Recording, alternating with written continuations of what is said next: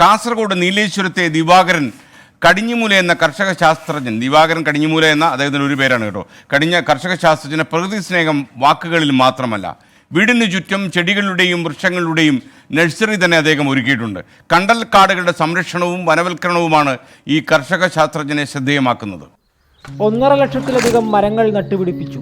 10,000കണക്കിന് ചെടികളും വൃക്ഷത്തൈകളും സ്വന്തം ശേഖരത്തിൽ നിന്ന് സൗജന്യമായി നൽകി.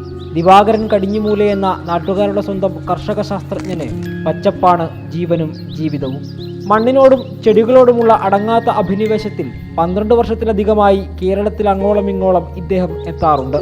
നാട്ടുകാരിട്ട കർഷക ശാസ്ത്രജ്ഞൻ എന്ന പേര് പിന്നീട് കാർഷിക ഗവേഷണ കേന്ദ്രം ഈ ചെത്തുതൊഴിലാളിക്ക് ചാർത്തി നൽകി.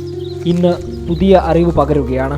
ഇന്നത്തെ കാലത്ത് ഈ കണ്ടൽ ചെടികൾക്ക് വളരെ പ്രാധാന്യം എന്ന് വെച്ചാൽ മറ്റേ മഴക്കാടുകളെ അപേക്ഷിച്ച് 10 ഇരട്ടി കാർബൺ ഡയോക്സൈഡ് സ്വീകരിക്കാനുള്ള കഴിവ് കണ്ടൽ കാടുകൾക്കുണ്ട്. നമ്മളൊരു 10 പച്ചത്തുരുത്ത് ചെയ്യുന്നിടത്ത് ഒരു 100 കണ്ടൽ ചെടി വെച്ചാൽ മതി, അതിൻ്റെ ഗുണം കിട്ടും. അതാണ് ഇതിൻ്റെ പ്രാധാന്യം. സുനാമി തിരകളെ പോലും വകവെക്കാതെ നിൽക്കും കണ്ടലുകൾ. ഉപ്പുവെള്ളത്തിൽ വളരുന്ന കണ്ടൽ ചെടികളെ ശുദ്ധജലത്തിലും നട്ടുവളർത്താമെന്ന പാഠം. എന്തിനേറെ, കണ്ടലിന് അലങ്കാര ചെടിയായി ചട്ടിയിൽ വളരാനും അറിയാമെന്നാണ് കർഷക ശാസ്ത്രജ്ഞൻ കാട്ടിത്തരുന്നത്. ഒരു വർഷം വരെ ഇതുപോലെ പ്രത്യേക ടാങ്കി ഉണ്ടാക്കി ഈ വിത്ത് ശേഖരിച്ച് ശുദ്ധജല ടാങ്കിയിൽ ഒരു വർഷം വരെ ഇതിനെ പരുവപ്പെടുത്തിയെടുക്കണം, വളർത്തിയിട്ട്. ആ ചെടി നമുക്ക് ശുദ്ധജലത്തിലും വെക്കാം, ഉപ്പുവെള്ളത്തിലും വെക്കാം. അതതിൻ്റെ പ്രത്യേകത. അതുമാത്രമല്ല, നമുക്ക് അലങ്കാര ചെടിയായിട്ട് വീടുകളിൽ ചട്ടിയിലും വെക്കാം.